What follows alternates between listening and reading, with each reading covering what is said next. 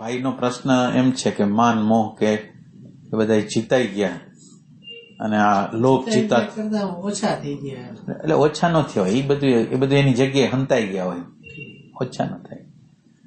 એટલે આપણે એના ઉપર સીધી રીતે કામ ન કરતા હોય તો એ કેવી રીતે જાય?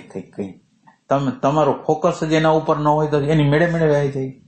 એટલે આપણે આજે એમ પ્રશ્ન પૂછવા માંગીએ છીએ કે આ અધ્યાત્મ એટલે શું? એટલે અધ્યાત્મ કઈ જગ્યાએ પહોંચવાનું છે, કઈ જગ્યાએ ટ્રાન્સફોર્મેશન કરવાનું છે આપણે?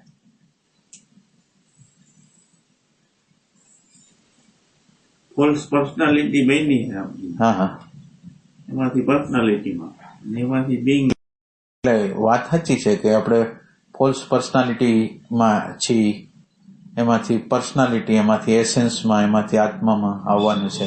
પણ આપણને કુદરતે છે ને 3 પ્રકારના ખોરાક આપ્યા છે. 3 પ્રકારના ખોરાક. એક તો ખોરાક આપણે જે સ્થૂલ ખોરાક લઈ છીએ તો તમે જાણો જ છો. એટલે આ ટ્રાન્સફોર્મેશનની આખી પ્રક્રિયા ખોરાક ઉપર છે, ખોરાકને પચાવવા ઉપર છે. જો આપણે ખોરાકને પચાવી, હવે એને આખી બધું આયોજન છે ને ખોરાકના પચાવવામાં જ રાખ્યું છે, બીજી કોઈ જગ્યાએ રાખ્યું નથી કુદરતે. એટલે એક આપણે એર એટલે શ્વાસ લઈ છીએ, જે શ્વાસ છે એને ભાવ સાથે સંબંધ છે.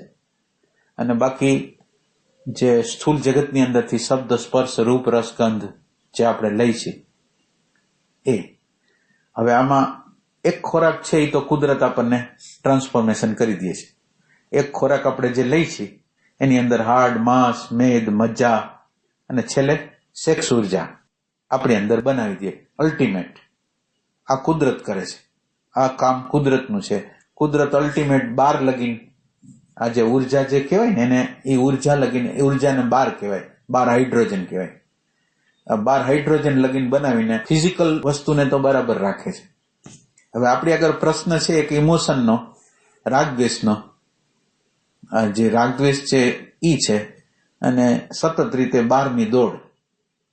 આપણી અંદર જે હેતુઓ પડેલા હોય, ઇન્ટેલેક્ચ્યુઅલ સેન્ટરની અંદર જે હેતુઓ પડેલા છે એ હેતુની અંદર એવું જ લાગે કે સુખ બહાર મળશે, સુખ બહાર મળશે, સુખ બહાર મળશે, અને મારું જ સુખ, બીજાનું નહીં, અને મારા સુખ માટે હું ગમે કરું. એટલે આપણી અંદર આ ઇમોશન સેન્ટર બરાબર નથી અને ઇન્ટેલેક્ચ્યુઅલ સેન્ટર છે એ બરાબર નથી. એટલે આ ઇન્ટેલેક્ચ્યુઅલ અને આ બેને ખોરાક પચાવવાની જે પ્રક્રિયા કરવી જોઈએ ને, માનો કે સ્થૂલ ખોરાક હતો અને એને કન્વર્ટ કરીને સેક્સ ઉર્જા લગીને એને પહોંચાડી દીધો કુદરતે.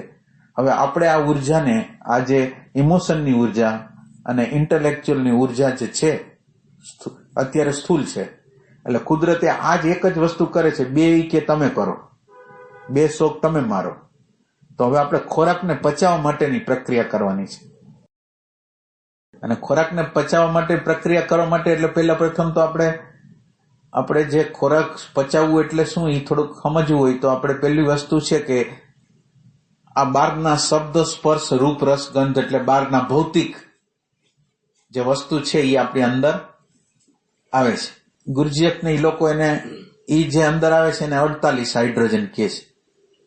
આ 48 હાઇડ્રોજન આપણી અંદર આવે છે. હવે એ હાઇડ્રોજનને આપણે 6 લગીન કરવા છે. આપણે એ હાઇડ્રોજનને પ્રજ્ઞા લગીન પહોંચાડો. 6 એટલે પ્રજ્ઞા, 12 એટલે ઇમોશન, એટલે આ નામ બધાય છે. હવે આ ખોરાક છે એ 48 નો અંદર આવે છે. આ 48 નો અંદર આવે છે અને લે છે 96 માં, એને આવે છે 48 માં અને આપણે લઈ છીએ 96 માં. 96 માં એટલે આપણે એક્ઝેક્ટ જે છે એને જોતા નથી. માનો કે જે અંદર આવે છે, માનો કે એક આકૃતિ આવી, તો આકૃતિ આવી એમાં કઈ વાંધો નથી, પણ એ આકૃતિ આવી એટલે મારા ગમો ને અણગમો શરૂ થઈ, કાલ્પનિક. એટલે કાલ્પનિક જે અણગમો આવે છે એ છે હાઇડ્રોજન વધારે છે. પેલા તો એકચ્યુઅલ વસ્તુ જ ન જોઈ, જે આવ્યા છે, જે વસ્તુ છે, જે પદાર્થ છે, જે પરિસ્થિતિ છે, જે વાતાવરણ છે, જે ઘટના છે, એને એક્ઝેક્ટ ન જોયું આપણે. એટલે આપણે એક્ઝેક્ટ નથી જોતા અને આપણે એને 96માં કન્વર્ટ કરી નાખી છે. એટલે એને સ્થૂલતામાં કન્વર્ટ કરી નાખી છે. આપણા ગમા અણગમા એટલે સબ્જેક્ટિવ. એટલે તમે જેને ફોલ્સ પર્સનાલિટી કહેતા હતા ને અત્યારે, એ આપણે જે ગમો અણગમો છે ને એ ફોલ્સ પર્સનાલિટીમાંથી આવે, ઇમેજિનેશનમાંથી, કલ્પનામાંથી આવે. તો હવે ઈ છે કન્વર્ટ એને કરી દે છે. હવે તમે જે જોવો છો એને પચાવવાનું હોય એને બદલે પચાવવાની તો બાજુ એક બાજુ રહ્યું પણ અપચા જેવું થઈ જાય છે. એટલે આપણે આ ખોરાકને પચાવો કેવી રીતે? એટલે પેલું કામ છે ઇમ્પ્રેશન જે અંદર આવે છે ને એનું આપણે ટ્રાન્સફોર્મેશન કરવું હોય તો આપણે કરવું શું? એટલે અધ્યાત્મની આપણે યાત્રા કરવી છે પણ આ 48ની અંદર દાખલ થાય છે. શબ્દ, સ્પર્શ, રૂપ, રસ, ગંધ જે છે એ આપણી અંદર દાખલ થાય છે. હવે આપણે એને કેવી રીતે લેવું? હવે પચાવવાની પ્રક્રિયા અંદર થતી નથી. આ 48 જે આવે છે એ 96માં કન્વર્ટ થઈ જાય છે તો આમ કઈ થતું નથી. આવું ફોલ્સમાં જ આપણે આપણું જોવું, હાલવું, ચાલવું, ખાવું, પીવું બધું ફોલ્સમાં જાય છે. તો હવે આ 48 છે એનું ટ્રાન્સફોર્મેશન કરવું હોય તો કેવી રીતે કરવું? એટલે બધા એમ કહે છે ને કે અમે તો કામ કરી લીધું કે અમે આધ્યાત્મની અંદર, પણ આધ્યાત્મની અંદર હવે આપણે એમ સમજવા માંગીએ છીએ કે આધ્યાત્મ એક્ઝેક્ટ કઈ જગ્યાએ કામ કરશે. એટલે ખોરાક પચાવવા સિવાય હવે આધ્યાત્મને કંઈક છે નહીં. ઇન્ટેલેક્ચ્યુઅલ ખોરાક છે અને ઇમોશનલ ખોરાક છે. ઇન્ટેલેક્ચ્યુઅલ ની અંદર આપણે પ્રજ્ઞાની અંદર જઈ શકી અને ઇમોશનલ ની અંદર હાયર ઇમોશનલમાં જઈ શકીએ. અત્યારે આપણી આગળ જે ઇમોશન છે અને અત્યારે આપણી જે આગળ જે ઇન્ટેલેક્ચ્યુઅલ છે એ લોઅર છે. લોઅર એટલે આપણા સ્વાર્થ, આપણને અનુકૂળ હોય. આપણો ઇમોશન કોને છે? આપણને ભાવ કોના પ્રત્યે છે? તો એ કે આપણને અનુકૂળ, આપણા અહંકારને અનુકૂળ હોય એને ભાવ છે આપણે. અને ઇન્ટેલેક્ચ્યુઅલ જે અત્યારે ઇન્ટેલેક્ચ્યુઅલ છે એ સ્વાર્થ સિવાય કઈ વિચાર કરતું નથી, પોતાના સ્વાર્થ સિવાય. આ લોઅર છે. અને હવે આપણે આ લોઅરને હાયર કરવા છે. આપણને કુદરતે એવું કર્યું છે કે આપણને 7 પ્રકારની રિયાલિટી છે અને 7 પ્રકારના વર્ડ સાથે આપણને જોડેલા છે. હવે 7 પ્રકારના વર્ડ છે એની સૂક્ષ્મતાઓ છે. માનો કે આપણા ચક્ર છે, આપણા જે ચક્રો છે ને, પેલું મૂલાધાર છે, બીજું સ્વાધિષ્ઠાન છે, ત્રીજું મણિપુર છે. સામાન્ય ભાષામાં સમજવું હોય તો મૂલાધાર છે એ આ શરીરને સ્વસ્થ રાખે. આ મૂલાધાર છે એ શરીરને સ્વસ્થ રાખે અને મૂલાધારમાં જીવતો હોય ને એ માણસને બહારનું સુખ બહુ ગમે અને એની અંદર હંમેશા નિરંતર રાજી જ હોય. આ જે મૂલાધારની અંદર જે જીવતો માણસ હોય ને એ નાખુશ ન હોય, ડિપ્રેશન ભાઈની જેમ આવે નહીં, એ ખુશમાં જ હોય. જો મૂલાધાર બરાબર રીતે કામ કરતું હોય તો એને ભૌતિક જગત સિવાય કઈ ગમે નહીં. હવે બીજું સેન્ટર આપણી અંદર જે બીજું ચક્ર છે એ સ્વાધિષ્ઠાન છે. હવે સ્વાધિષ્ઠાન છે એમ આપણના રાગ દ્વેષ જે બધું રહે છે, નેગેટિવિટી, લાઈંગ જે બધું કયો એ બધું બીજા ચક્રમાં રહે છે. ત્રીજા ચક્રમાં આપણું ઇન્ટેલેક્ચ્યુઅલ સેન્ટર, વિચારો જે આપણે કહીએ છીએ લોઅર પ્રકારના, સ્વાર્થના, મારાપણાના બધા વિચારો છે એ આ 3ની અંદર રહે છે. કુદરતે જો રચના કેવી કરી, 3 સેન્ટરો બનાવ્યા છે. પેલું સેન્ટર છે એ સ્થૂલ છે, એના કરતા બીજું સેન્ટર છે એ સૂક્ષ્મ છે, ત્રીજું સેન્ટર છે એના કરતા સૂક્ષ્મ છે. આ 3 પોતાની રીતે સૂક્ષ્મ છે પણ આ બધા લોઅર છે. વચ્ચે હૃદય આપ્યું, તમે બરાબર જોવો, વચ્ચે આપણને હૃદય આપ્યું અને પછી એક વિશુદ્ધ ચક્ર, આજ્ઞા ચક્ર અને સહસ્ત્રદર. હવે આ હૃદય એટલે ભાવ. તમે તમારા ભાવ દ્વારા, તમારા ઇમોશન દ્વારા લોઅર માંથી છૂટી અને તમે હાયરમાં પ્રવેશ કરો. એટલે પેલું છે એ ફિઝિકલ બોડી માટેનું છે, બીજું ઇમોશનલ બોડી માટેનું છે અને ત્રીજું છે ઇન્ટેલેક્ચ્યુઅલ નું છે. હવે એની સામે આ ગળાનું છે એ હાયર ફિઝિકલ છે. ઓલું ફિઝિકલ છે ને એની હારે જ કનેક્શન વાળું હાયર ફિઝિકલ છે જેમાં સ્પીચ છે, જેમાં આપણી અંદર સ્પીચ છે. અને બીજી રીતે એ આત્મ શરીર કહેવાય, એની અંદર આત્માની અનુભૂતિ થાય એ જગ્યાએ.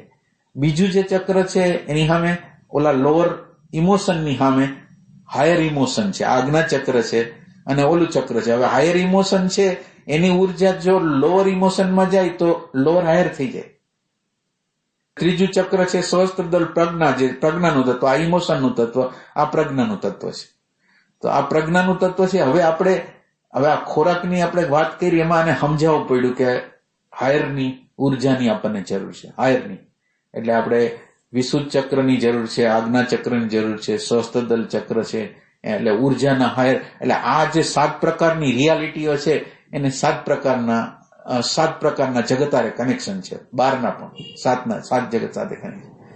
હવે આપણે આ જે હવે ઇન્ટેલેક્ચ્યુઅલ અને ઇમોશન સેન્ટર છે એને આપણે હાયર બનાવવું છે. આપણે હાયરમાં જીવવું છે, તો હાયરમાં જીવવું છે તો ખોરાકને પચાવવા માટે અત્યારે આપણે ખોરાક પચવાને બદલે પચતો નથી. 48 છે અને 6 લગીને આપણે લઈ જવાનો છે. આમ તો 1 લગીને લઈ જવો છે, પણ આપણે અત્યારે 6 લગીને લઈ જવા માંગીએ છીએ. તો હવે એવું શું કરી, આધ્યાત્મ જગતની અંદર આપણે એવું શું કરી કે જેથી એ ઉર્જા છે એ ફાઇનલ થાય? હવે તમને પ્રશ્ન કરું,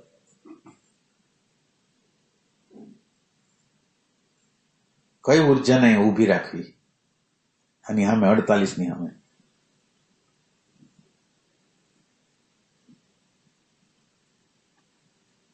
એટલે અત્યારે તમે બરાબર રીતે સમજો, આપણા ઉપર ચંદ્રનો પ્રભાવ છે. ચંદ્ર એટલે મિકેનિકલનેસ, ચંદ્ર છે એનો પ્રભાવ આપણી અંદર છે. હવે ચંદ્રના પ્રભાવની નીચે આપણે નિરંતર જીવી છીએ. ચંદ્રનો પ્રભાવ એટલે શું? કલ્પના, વિચારો, દીવા સપનો, એ બધું જે તમે કહો ને એ મનનો પ્રભાવ છે. આપણી અંદર ચંદ્રનો પ્રભાવ છે, મિકેનિકલનેસ છે. મેક્સિમમ એટલે આ છે સ્થૂલતા, મેક્સિમમ સ્થૂલતા આને કહેવાય. આપણે કલ્પનામાં, વિચારોમાં, નેગેટિવિટીમાં, આ બધામાં જે આપણે જીવી છીએ ને એ ફોલ્સ, તમે એને ફોલ્સ પર્સનાલિટી કહો, તમે એને કલ્પના કહો, એને તમારું સબ્જેક્ટિવ વ્યક્તિગત જગત, બધાનું વ્યક્તિગત જગત અલગ અલગ હોય, તો એને વ્યક્તિગત તમે જગત કહો. એટલે આપણે અત્યારે 96માં જીવી છીએ. હવે આપણે 96 માંથી આપણે ઠેઠ 12 અને 6 લગીને આવવું હોય તો આપણે શું કરવું છે? શું કરશું? સૂક્ષ્મ ઉર્જા આપણે જે બચાવવાની હોય, એટલે બચાવવાની હોય એમ નહીં, તમે ખરેખર જે હાયર ડાયમેન્શન છે ને એને આપણે સમજવા પડશે. એટલે આધ્યાત્મ છે એ હાયર ડાયમેન્શનને નહીં સમજે તો તમે હાયરની વસ્તુની ખબર જ નહીં પડે. એટલે આ કાલ્પનિક જગતમાંથી, આપણા સબ્જેક્ટિવ જગતમાંથી આપણે ફેક્ચ્યુઅલ જગતમાં, 48 નું જગત છે એ ફેક્ચ્યુઅલ છે. 48 ની જે ઇમ્પ્રેશન, 12 ની જે ઇમ્પ્રેશન આપણી અંદર આવે છે એ ફેક્ચ્યુઅલ જગત છે. આપણે જે ફેક્ચ્યુઅલ જગત જે જોઈ છે ને એને આપણે કન્વર્ટ કરી નાખી છીએ સબ્જેક્ટિવ વર્લ્ડની અંદર, એટલે કાલ્પનિક. એટલે આપણા પોતાના ગમ દ્વારા એને કલર કરી નાખી છે, આપણી જે દ્રષ્ટિ દ્વારા એને કલર કરી નાખી છે. એટલે આપણે અત્યારે જે કાલ્પનિક દુનિયામાં, મનની દુનિયામાં, અંદરની દુનિયામાં રહી છીએ અને બધી વસ્તુને આપણા કલર ચડાવી દઈ છીએ. એ જગ્યાએ આપણે અત્યારે છીએ અને હવે આપણે આધ્યાત્મિકતામાં પ્રવેશ કરવો છે. તો આ જે શબ્દ, સ્પર્શ, રૂપ, રસ, ગંધ અંદર આવે છે એનું ટ્રાન્સફોર્મેશન કરવું પડશે. આપણે બેના ટ્રાન્સફોર્મેશન કરવાના છે, એક ઇમોશનનું અને એક ઇન્ટેલેક્ચ્યુઅલનું. પણ એમાં સૌથી પહેલી જે વસ્તુ છે ને એ આપણી અંદર ઇમ્પ્રેશન, એટલે પરમાત્માએ આ શબ્દ, સ્પર્શ, રૂપ, રસ, ગંધ છે ને આપણને એટલા માટે આપ્યા છે કે આપણે એને ફ્રેશ લઈ શકીએ.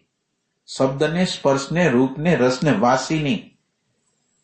અત્યારે જ હવાનો સ્પર્શ થાય, અત્યારે જ પક્ષીનો અવાજ આવે અને એને આપણે બરાબર વ્યવસ્થિત રીતે સાંભળી, અને એમાં તમારે કોઈ, એટલે તમે જો શુદ્ધ રીતે સાંભળશો તો શુદ્ધ રીતે સાંભળવા માટે શું થાય, તમારી અંદર જે સંસ્કારો છે, જે ડેટાઓ છે એને વચ્ચે આવે તો તમે એને જેમ છે એમ જોઈ ન શકો.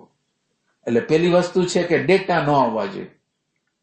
પેલી વસ્તુ શું થાય કે આપણી અંદર એ ડેટાનો પ્રવેશ ન થવો જોઈએ. હવે ડેટાનો પ્રવેશ એટલે આપણે તો સ્મૃતિના પ્રદેશમાં જ રહી છીએ, ડેટાના જ પ્રદેશમાં, સંસ્કારના જ પ્રદેશમાં છીએ. એટલે કોઈ પણ વસ્તુ જોઈ છીએ આપણે ત્યારે આપણા કલરથી એને રંગી નાખી છે. આ છે એ આધ્યાત્મમાં કોઈ દી પ્રવેશ જ ન કરવા દે. એટલે આ જગતમાંથી આપણે ખસી જવાનું છે.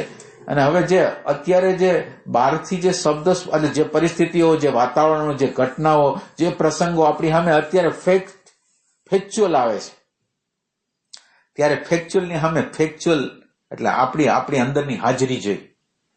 કલ્પનાની દુનિયામાં, ડેટાની દુનિયામાં હોય તો એનું ટ્રાન્સફોર્મેશન ન થાય. એટલે આપણને જે પરમાત્માએ જે સેક્સની ઉર્જા આપી છે ને એ 12 છે. હવે અહીંયા ઈ જે ઉર્જા છે ને એનો ઉપયોગ અહીંયા થશે વર્તમાન ક્ષણ. ઈ જ ઉર્જા છે, એ 12ની જ ઉર્જા છે. એટલે પરમાત્માએ કેવી વ્યવસ્થા કરી છે કે એવી ઉર્જા સૂક્ષ્મ 12 કરી છે, અને એ 12નું કામકાજ 48ની સામે આવવાનું છે. આજે સામે ઇમ્પ્રેશન આવી અને તમે હવે પ્રેઝન્સમાં છો. હવે તમે જો આપણું આધ્યાત્મ હવે શરૂ થાય છે, એ 48માં આવે છે અને હું અત્યારે વર્તમાન ક્ષણની અંદર છું. અત્યારે વર્તમાન ક્ષણની અંદર છું તો મને ખબર પડે કે મેં આ વ્યક્તિને જોઈ, આ પરિસ્થિતિને જોઈ, આ વાતાવરણને જોઈ તો મારી અંદર શું થયું. અત્યાર લગીને આપણને ખબર ન પડતી કે કોઈ વ્યક્તિ આવી તો શું થયું એટલે આપણને રાગ દ્વેષ હોય એ થયા રાખે ને આપણે એમ માની કે એ તો એમ જ હોય.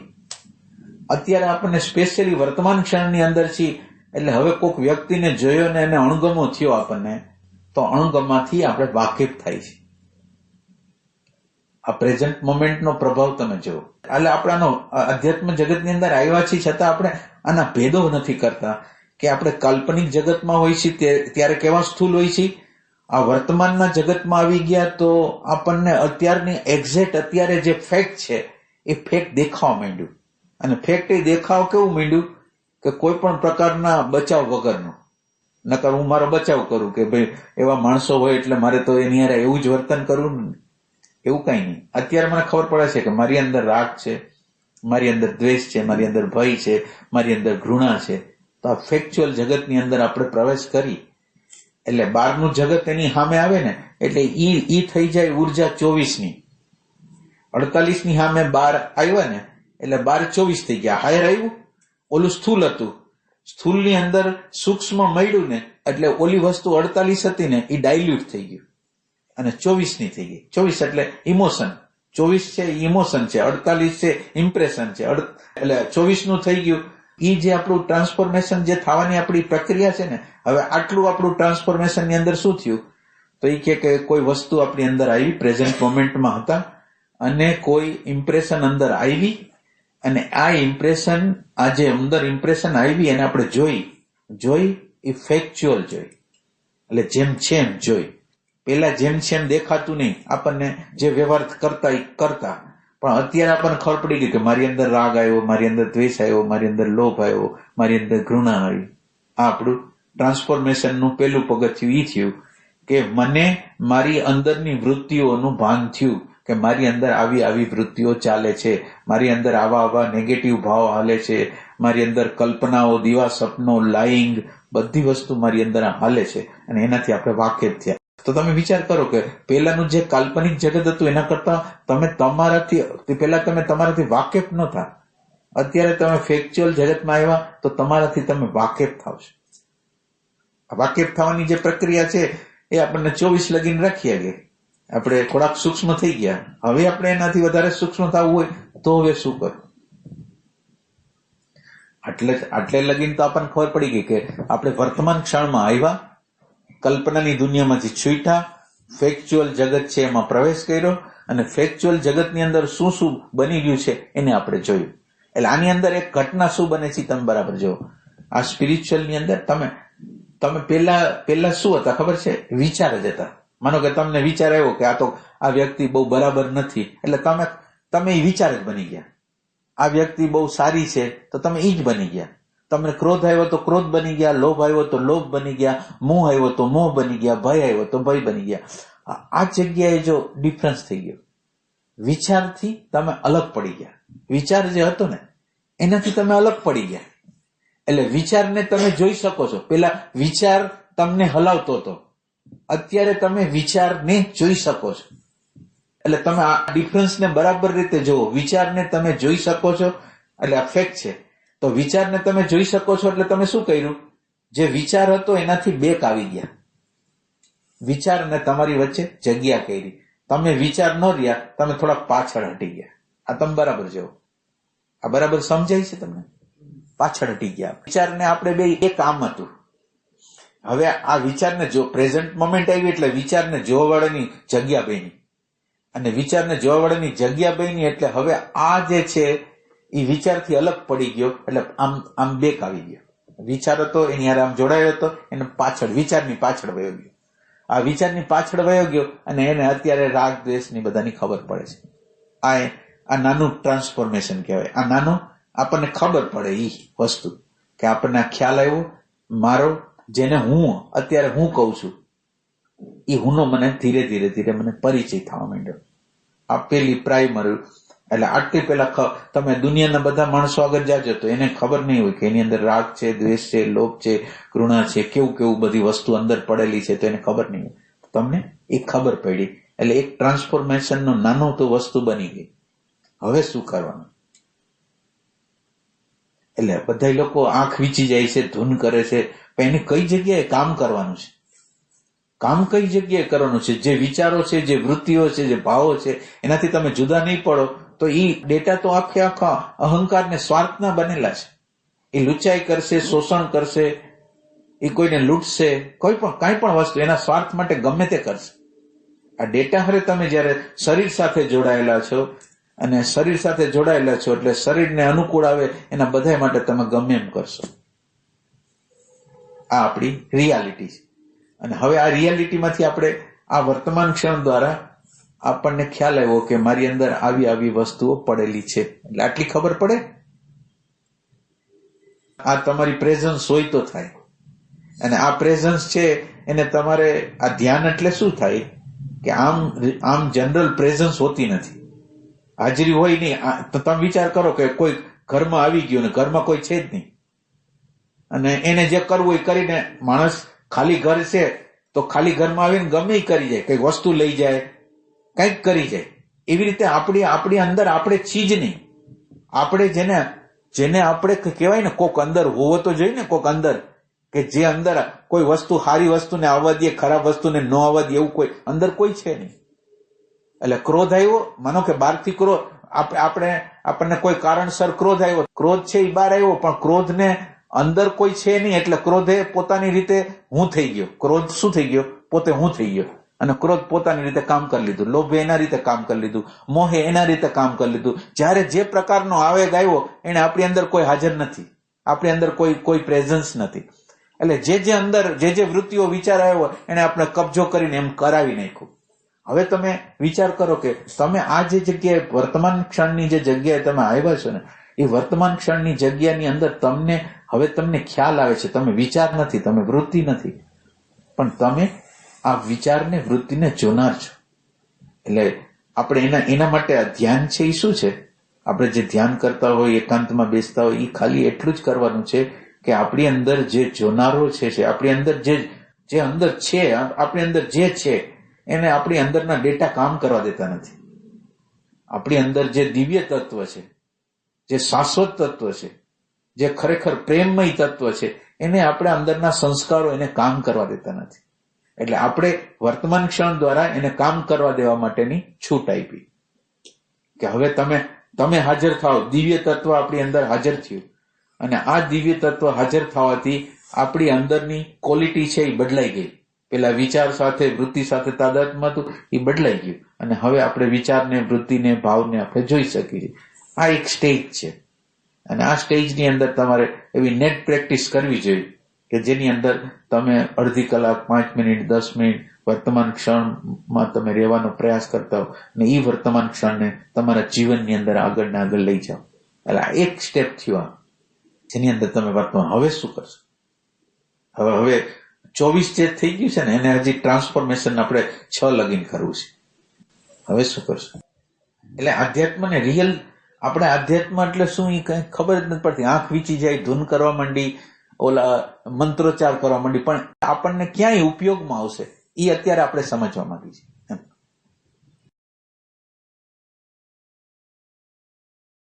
હવે શું કરશું?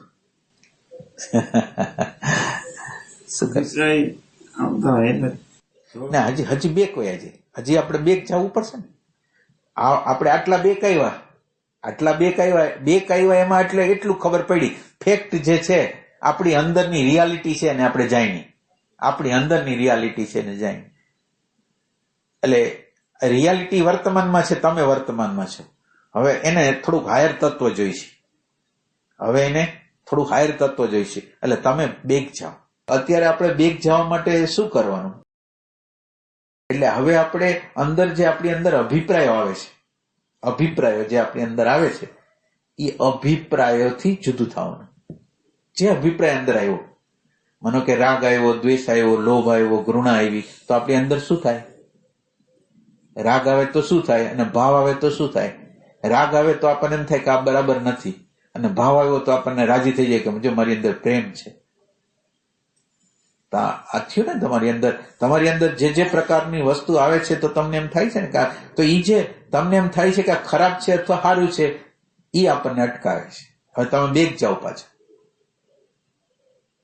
જો તમે બેગ જાઓ તો તમે 12માં પાછા આવી જાઓ. હવે તમે ક્યાં આવી ગયા? જો તમે બેગ જાઓ અને અભિપ્રાયને તમે જોઈ શકો, અભિપ્રાયને તમે સમજી શકો, અભિપ્રાય, તો આ એક બીજી એક અવસ્થા આવી. આ સમજાય છે? એટલે આ સેકન્ડ સ્ટેપમાં લગભગ કોઈ નથી આવતું. પહેલા સ્ટેપમાં હજી થોડાક લોકો કામ કરતા હોય, પણ આ સેકન્ડ સ્ટેપ છે જેની અંદર માનો કે અત્યારે મારી અવસ્થા સારી નથી, મારી અવસ્થા અત્યારે સારી નથી, મને ક્યાંય ગમતું નથી, મને ગમતું નથી, એ ગમતું નથી એનાથી હું જુદો રહી શકું અત્યારે જ? મારી આગળ એવું જ્ઞાન છે કે આ જે દેખાય છે એના કરતા હું જુદો છું. તો આ જે અંદર મારી સામે જે આવેલી વસ્તુ છે એ હું નથી. તો એ જે મને ડિપ્રેશન કરવા માંગે છે, મને ન ગમતી સ્થિતિમાં રાખવા માંગે છે, એના કરતા હું જુદો થઈ જાઉં. તો આ જુદો થવાની જે પ્રક્રિયા છે ને, એ આપણને પ્રકૃતિની બહાર લઈ જવાનું છે. એટલે આ અંદરના જે છેલ્લા જે આપણી અંદર જે અભિપ્રાયો આવે છે કે આ બરાબર છે, આ બરાબર નથી, એનાથી આપણે સેપરેટ થવાનું છે. એ બરાબર કે બરાબર નથી એ વિચારની વસ્તુ છે, અભિપ્રાયની વસ્તુ છે. હું જોનાર છું, હું જાણનાર છું. તો હું જોનાર હોઉં, હું જાણનાર હોઉં, તો પછી હું આ વસ્તુ સાથે તાદાત્મ્ય નથી કરતો. તો તમે એક સેકન્ડ સ્ટેપમાં આવ્યા. આ સ્ટેપ શું થયું કે તમે એવી ટ્રાય કરો છો કે જે અંદરથી સારું ખરાબનો જે અભિપ્રાય આવે છે એનાથી તમે જુદા પડી જાઓ છો.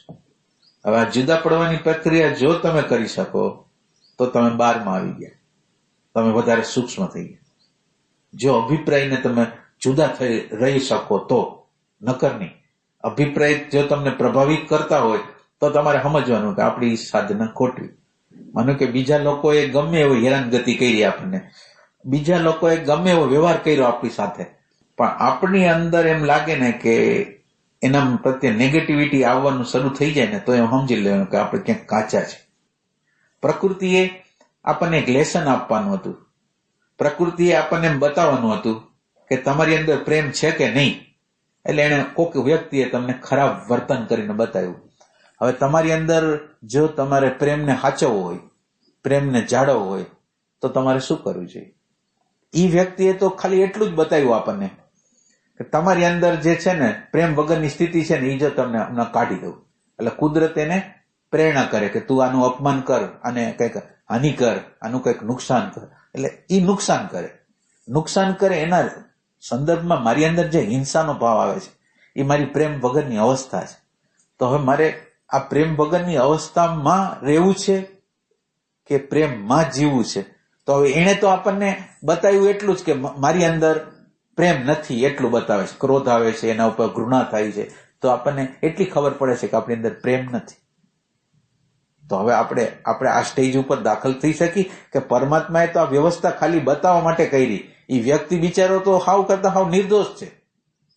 એણે આપણને બતાવ્યું કે તમારી અંદર ક્રોધ કેવો છે, તમારી અંદર સ્વાર્થ કેવો છે, તમારી અંદર ઘૃણા કેવી છે, એ ખાલી પ્રસંગો દ્વારા આપણને બતાવે છે. તો આ બતાવે છે તો આપણે એને કાઢવાનું છે કે રાખવાનું છે? આપણે શું કરવાનું? અને આપણે આમ તમે જો તો આખી જિંદગી આ જ પ્રયાસ કરી છે આપણા અહંકારને સાચવવા માટે. કેટલી લડાઈ કરી છે, કેટલા સંઘર્ષો કરી છે. આપણા આગ્રહ, આપણી માન્યતા, આપણી ધારણાને જાળવી રાખવા માટે આપણે બધાએ લડી છે. એના દ્વારા તો કઈ પાયમાં નથી. તો આપણે એવો કોઈ બીજો રસ્તો લઈ શકીએ કે આ કઈ કરવું નથી, એને જે કર્યું. એને મને, જે વ્યક્તિએ મારું અહિત કર્યું, એને મને અંદર બતાવ્યું કે તારી અંદર જો આ પડ્યું છે, તો હું એના ઉપર કામ કરું, હું એનાથી જુદો પડી જાઉં, મારી અંદર પ્રેમના મહિમાને હું વધારી દઉં. એટલે આપણી આગળ એક જ વેલ્યુ છે, આપણા અહંકારની વેલ્યુ છે, પૈસાની વેલ્યુ છે, આ બધી જુદા જુદા માનની વેલ્યુ છે, આ બધી સત્તાની વેલ્યુ છે આપણી આગળ, પણ આપણી આગળ પ્રેમની વેલ્યુ નથી. માનો કે તમે સત્તા કે અહંકારને પકડો છો, એના દ્વારા તમે દુઃખી કેટલા થાવ છો એ તમે જુઓ. તમે નેગેટિવ અવસ્થામાં કેવી રીતે આવો છો એ તમે જુઓ. તમે આ બધી અહંકારને પકડવા જાઓ છો, માન્યતાને પકડવા જાઓ છો, સિદ્ધાંતને પકડવા જાઓ છો, કલ્ચરને પકડવા જાઓ છો, તો તમારી અંદર નેગેટિવિટી કેવી આવે છે? અને એ નેગેટિવિટી તમને શું સુખી કરે છે એ દુઃખી કરે છે. તો મારે સુખ્ય કરવા છે કે મને દુખ્ય કરવો છે? મારે શું કરવું છે? મારી અંદર એને જે કરવું એ કરે, એને જે કરવું એ કરે. પણ હું શું કામ એ નેગેટિવિટી કરે, પણ હું શું કામ નેગેટિવિટી કરું? મારે શું કારણ છે? હું શું કામ? એટલે તમે એક વખત એવો સાક્ષાત્કાર નેગેટિવિટીનો, તમારા અહંકારનો સાક્ષાત્કાર કરો કે એ આપણને આપે છે શું?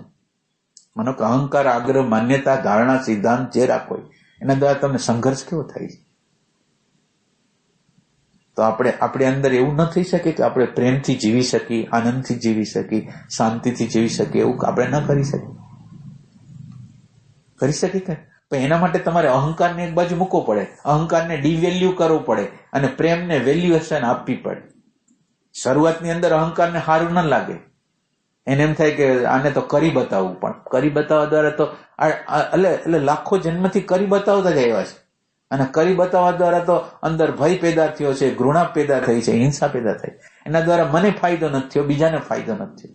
તો હું હવે મને ફાયદો કરવા માંગુ છું અને બીજાને ફાયદો કરવા માંગુ. તો આ વસ્તુ આપણે કરી શકીએ જો આપણી અંદર પ્રેમ હોય તો. એનો મતલબ ગમે એટલું શારીરિક, આર્થિક, માનસિક નુકસાન થયું હોય એ સ્વીકાર કરવો. એટલે સ્વીકારની અંદર એટલે આપણે એવું નથી કે આપણો રોલ જે હોય ને, તમને રોલ આપ્યો છે કે પૈસા લેવા માટે તમે જાઓ, બધું કરો, તમારી એક વેલ્યુ શાંતિની હોય. એટલે આની કોઈ વસ્તુ કરવાની નથી એમ નથી. આ ફિલ્મમાં રોલ કરતા હોય, જે પ્રકારના રોલ કરતા હોય એમાં એ લોકોને કઈ અટકાવવામાં નથી આવતું. તમે રોલ કરો, પણ એ રોલ છે એને રોલ તરીકે જ આપો, તમારા અંતઃકરણને ખરાબ ન કરો. એ રોલ કરતા તાદાત્મ્ય થઈ જાય. વખત રોલ શરૂ કર્યા પછી કોઈ પણ એવો શબ્દ હતો, કોઈ પણ એવી વાત હતો, કોઈ પણ એવી સ્થિતિ હતી, એવી એક સ્થિતિએ તમે આવો ને કે એ વખતે તમે બેહોશ થઈ જાઓ. બેહોશ થઈને થઈ જાવ છો એટલે એ બેહોશી આપણને કેટલા પ્રોબ્લેમો તમે પોતે જ જુઓ ને કે એ બેહોશી આપણા ઘરના લોકો આપણને ચાહતા નથી. આપણા ઘરના લોકો, આપણા આજુબાજુના લોકો આપણા અમુક નેચરોથી ભાગે છે. તો હવે એ જીવનને શું કરવું છે? એ જીવનને શું કરવું છે? એટલે પેલી એક વસ્તુ છે કે અહંકાર છે ને એ તમને વેલ્યુ વાળો, એટલે આધ્યાત્મની મુખ્ય શરત એવી છે કે અહંકાર જ પ્રોબ્લેમેટિક છે. બહારના લોકો પ્રોબ્લેમેટિક નથી, અહંકાર પોતે જ પ્રોબ્લેમેટિક છે. અહંકાર મારી અંદર ન હોય તો મને શું પ્રોબ્લેમ હોય? એક વ્યક્તિની અનલિમિટેડ તમે ડિમાન્ડ કેવી પૂરી એ ડિમાન્ડ ઈચ્છા હોય, એની કોઈ પણ એક ઈચ્છામાં તમે એને 100 આઉટ ઓફ 100 તમે 99 ઈચ્છા પૂરી કરી, એક ન કરી શક્યા, એટલે એ તરત જ તમે હું તો આખું ચિત્ર છે ને આપણી સામે નથી, આપણી સામે આખું ચિત્ર નથી. તમે એક નાનકડા અંશ, એટલે આ તમારા ઉપર અત્યારે જે વ્યવહાર થઈ ગયો છે ને, આ કોઈ પણ પ્રકારનો આપણી હારે વ્યવહાર થઈ ગયો છે ને, આપણે કાલે એની હારે ખરાબ વ્યવહાર કરેલો છે. એની અંદર ઘા કેટલાય આપણે આપેલા છે. હવે ઈ ઘાનો બદલો ઈ લોકો લે છે તો ઈ લોકો સાચા છે કે આપણે એને ઘા આપેલા છે. આપણે જે વ્યક્તિઓ આપણી સાથે, એટલે સવાલ ઈ નથી, સવાલ છે ઈ જીવન જીવવાની કળા. કાલે મને ભલે જીવતા નહોતું આવડતું ને એના દ્વારા મેં બીજા કેટલાય લોકોને દુઃખી કરેલા, પણ આજ તો હું કરી શકું કે આજ એને સુખી કરી શકું, આજ તો સુખી કરી. એટલે જીવન જીવવાની કળા છે એ શીખવાની. તમે છે ને એની જગ્યાએ જાઓ, તમે એ વ્યક્તિની જગ્યાએ જાઓ અને એ વ્યક્તિને એ જગ્યાએથી સમજો. એટલે આધ્યાત્મ છે એ એમ્પ્ટીનેસ છે. અને એમ્પ્ટીનેસ નો અર્થ શું થયો કે તમે એ વ્યક્તિ જે અવસ્થામાં છે ને એ અવસ્થાને તમે સમજી જાઓ, તમે એમ સમજો. એટલે તમે તમે જીવનની અંદર જોયું હશે, બિચારા કેટલીક વખત કેટલાક લોકોને અંતરની અવસ્થા ફરી જાય, કેટલાક લોકો નેગેટિવ થઈ જાય, કેટલાકને કોઈ એવા પ્રકારના દુઃખો આવ્યા હોય તો હાવ કરતા હાવ નેગેટિવ થઈ જાય અમુક સમય માટે.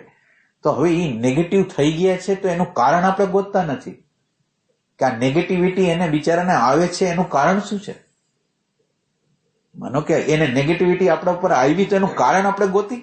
હાલનો જે વ્યવહાર છે ને એને જોઈને અત્યારે વ્યવહાર કરે છે એટલે આપણને અત્યારે રિજેક્ટ કરે છે.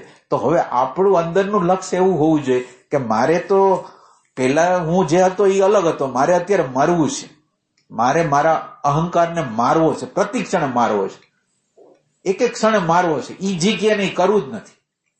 એને મને હંમેશા ભટકાયો છે. આ આપણને નિરંતર રીતે ભટકાવ્યા છે. આપણને અંદર શાંતિ નથી લેવા દીધી અને બહારના લોકોને શાંતિમાં રહેવા નથી દીધા.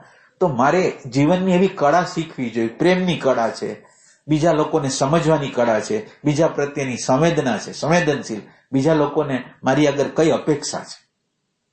એટલે આપણે આપણી જાતને જેમ જેમ સમજતા જાય, આપણે જેમ જેમ એમ્પ્ટી થતા જાય, એમ બીજા લોકોને આપણે સમજતા જાય.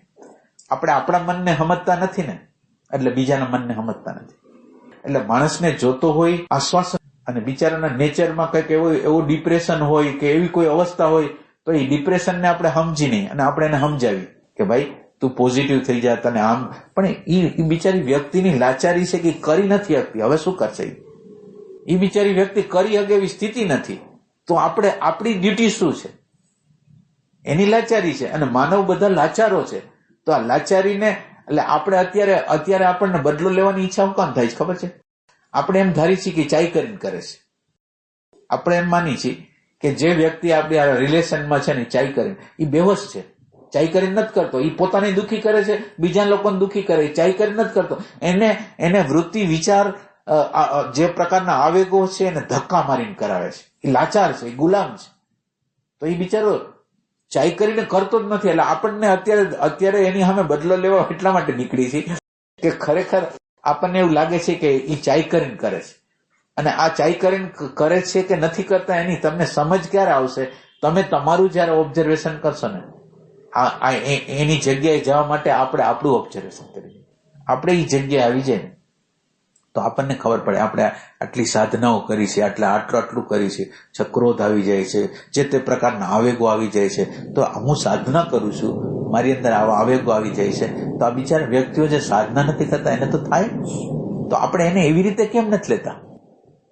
આ તો તમે કેટલાય વર્ષથી તમે બધા સાધના કરતા હશો, કેટલી ભૂલો કરો તમે જોજો. તમે અંદર તમે જુઓ. અને આપણી અંદર અંધારું કેવું છે કે જે ભૂલ બીજા લોકો કરે છે ને એવી જ ભૂલ આપણે કરી છે. એવું નથી કે ઈ કરે છે ને આપણે નથી કરતા. આપણે ઈ જ ભૂલ કરી છે, ઈ જ ભૂલ કરી છે. અને ઈ ભૂલ આપણે તમે વિચાર કરો કે એક મા બાપ છે ને નાના ભાઈ બહેન ને એક છોકરું મારે છે, તો એને શું કહે? નાનાને મરાય નહીં, આજ બોલે છે. અને જયારે એને પ્રતિકૂળતા હોય ત્યારે મારતા હોય. આમ બરાબર જુઓ તમે, જે તમે શીખડાવો છોકરા, હવે છોકરાને એમ શીખડાવે જૂઠું નહીં બોલવાનું. પછી કોઈક બહારથી આવ્યું હોય ને ગમતું ન હોય તેને કે કઈ નથી. તમે એને એક બાજુ એમ શીખડાવો છો જૂઠું ન બોલાય, અને તમે એને જૂઠું બોલવા માટે પ્રેરો છો. તમારા ડબલ સ્ટાન્ડર્ડ છે એ તમને ખબર નથી. તમે શું એટલે જીવન આપણે એવું જ જીવી છીએ જે બીજા લોકો જીવે છે, પણ આપણે ક્યારેય કરતા ક્યારેય એવું ઓબ્ઝર્વેશન કરતા જ નથી કે આપણું જીવન એવું જ છે જેવું સામેવાળા લોકોનું. એટલે આપણી અંદર અંધારું કઈ જગ્યાએ છે ખબર છે? બીજા લોકોને આપણે સારી રીતે જોઈ શકીએ છીએ અને આપણને આપણે સારી રીતે જોઈ શકીએ. બીજાથી આપણે જુદા છીએ એટલે આપણે એને બરાબર ઓબ્ઝર્વેશન કરી શકીએ. આપણે આપણાથી જુદા થાય તો ઓલાનું જે રીતે ઓબ્ઝર્વેશન કર્યું. અને જયારે તમને એવું લાગે ને કે આ વ્યક્તિ આવો ફોલ્ટમાં છે, ત્યારે તમારે સમજી લેવું જેમ તમારી અંદર ફોલ્ટ હોય ને હોય 100% હોય.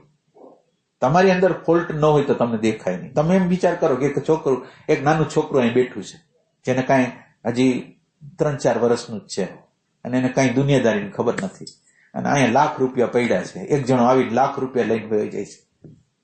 છોકરાને તો લાખ બાખ હું કઈ ખબર નથી, તો એના મનમાં ચોરનો વિચાર આવશે. તમે વિચાર કરો, ચોરનો વિચાર આવશે. આપણને ચોરનો વિચાર આવે છે, આપણને લોભનો, ઘૃણાનો જે વિચાર આવે એ આપણી અંદર છે એટલે આવે છે. એટલે તમારે પ્રેમ કરવું હોય તો તમે આ અહંકારના રેફરન્સથી તમે વિચાર કરો. અહંકાર જ આપણને કેટલો, તમે બીજી બધી વાત છોડો, પણ એમ કે અહંકાર કેટલો ત્રાસ આપે છે આપણને. હા, શાંતિથી બેઠા હોય ને 15 વર્ષ પહેલાનો એક પ્રસંગ મને યાદ આવે કે એને મારી હારે આવો વ્યવહાર કર્યો હતો. હવે અત્યારે કઈ છે નહીં, અને અત્યારે હું 15 વર્ષ પહેલા હું જેટલો દુઃખી થયો ને એવું અત્યારે દુઃખી થયો. આપણે હાયર ઉર્જામાં રહેવું હોય તો આપણે કોઈ પણ સંજોગો હોય ને એને પોઝિટિવમાં પલટાવવા જોઈએ. કોઈ પણ મારી યાર ઘટના ગમી થઈ ગઈ, પણ મારે તો મને સુખ્યો કરવો છે, તો મારે એને ભલે નેગેટિવ કર્યું તો એના નેગેટિવ દ્વારા મને મારી નેગેટિવિટી જો દેખાતી હોય ને હું એના ઉપર કામ કરી શકતો હોઉં તો મારે કામ કરવું છે. અને આપણાથી જ શરૂઆત કરશું, બીજા કોણ શરૂઆત કરશે? આપણે પોતે એક વ્યક્તિ તરીકે શરૂઆત કરશું. એટલે તમારી આગળ પ્રેમની વેલ્યુ તમને કેટલી છે અને તમે જે અહંકાર, તમને શું થાય, અહંકારનો સાક્ષાત્કાર નથી. એ કેટલી હળિયું કરે તમે વિચાર કરો કે નિરંતર રીતે આપણને નર્ક જેવી અવસ્થામાં રાખે. આ જે અંદરનો અહંકાર, તમે આપણી અંદર શું થાય, એટલી જાગૃતિ નથી કે કયા પ્રકારના આપણી અંદર વિચારો આવે છે, કયા પ્રકારના વિચારો આવે, કયા સમયે કયા પ્રકારના વિચારો, એ આપણને ખબર નથી વ્યવસ્થિત રીતે. શું અંદર હાલી રહ્યું છે આપણને વ્યવસ્થિત રીતે ખબર નથી. અને અહંકાર નિરંતર રીતે આપણને હળી કરીને કેવી હેરાનગતિઓ કરે છે, કેવા ભયો પેદા કરે છે, કેવી ઘૃણાઓ પેદા કરે છે, કેવી હિંસાઓ પેદા કરે. તમે જુઓ, તમે અંદર જુઓ. અને આ આપણે જો વ્યવસ્થિત રીતે જોયા હોય, અહંકારનો આપણે જો સાક્ષાત્કાર કર્યો હોય ને, તો ગમે એ થઈ જાય, આ અહંકારને તો ઉભો જ નથી થવા દો. જો તમે અંદર, અરે આધ્યાત્મિક લોકોનો નિશ્ચય આવો હોવો જોઈએ કે અહંકારને ગમે એ કહે એનું કોઈ વાત માનીશ નહીં. મારે મારી અંદર પ્રેમ, શાંતિ અને આનંદ પ્રગટ કરવા. એટલે આધ્યાત્મના લોકો આગળ આવો નિશ્ચય જ હોતો નથી કે ભાઈ આવું કરે તો અમારે આવું નહીં કરવાનું. ભાઈ તો પછી આમાં શરૂઆત કોણ કરશે? શરૂઆત તો મારાથી જ કરવી પડશે, બીજું કોણ શરૂઆત કરશે? એટલે પ્રેમની વેલ્યુ નથી. આવ ખરેખર તમે જે શાંતિની અવસ્થા, પ્રેમની અવસ્થાને થોડુંક પણ તમને તમારા જીવનની અંદર કંઈક ઝલક તો મળી હોય, તમે એને ફીલ કરી હોય, તો તમને ખ્યાલ આવે કે એ પ્રેમની ઝલક હતી, એ આનંદની ઝલક હતી. અને આ જે રાગની, દ્વેષની, ઘૃણાની, તમે આ બે વસ્તુની કમ્પેરિઝન કરો અને તમે આ વસ્તુને પકડી લો કે જે ઝલક તમે જોઈને, પ્રેમની ઝલક જોઈ, આનંદની ઝલક જોઈ, શાંતિની ઝલક જોઈ, એને તમે પકડી લો કે આનાથી શ્રેષ્ઠ આ દુનિયામાં કાંઈ નથી. અને મરી જાવ ને પણ આ વસ્તુ હું ઓલી બાજુ નહીં જાઉં, એવું તમને અંદર નિશ્ચય થાય ને, તો એનું ટ્રાન્સફોર્મેશન. એટલે ટ્રાન્સફોર્મેશનની ચાવી પ્રેમ છે. માનો કે તમે મારી યારે ગમે તેવો વ્યવહાર કર્યો, તમે ગમે એવો વ્યવહાર કર્યો, પણ મારે તો વૈશ્વિક રીતે આ વ્યક્તિએ મારી યારે આવો વ્યવહાર કર્યો, એનું કારણ શું?